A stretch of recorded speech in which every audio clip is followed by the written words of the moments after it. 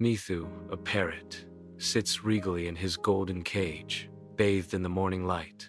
The merchant enters, and Mithu greets him cheerfully. "Good morning, master." Though the merchant smiles, Mithu's eyes reveal a deep yearning as he watches birds soar freely past the window. Inside the merchant's house, the merchant, in high spirits, prepares to leave for the bustling market, his cheerful humming filling the air. Unnoticed, the cage door remains slightly ajar. Mithu observes the merchant's retreating figure, his gaze shifting towards the unlocked door with growing curiosity.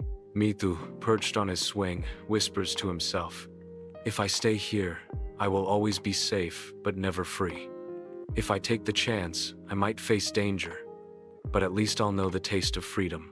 Mithu ascends above the city, his wings initially unsure, then fortified with newfound resolve. Below, children frolic in the streets, the river glistens, and parrots soar in unison. "Don't forget, life is sweeter when you are free," Mithu declares as he lands on a branch, savoring the wind beneath his wings.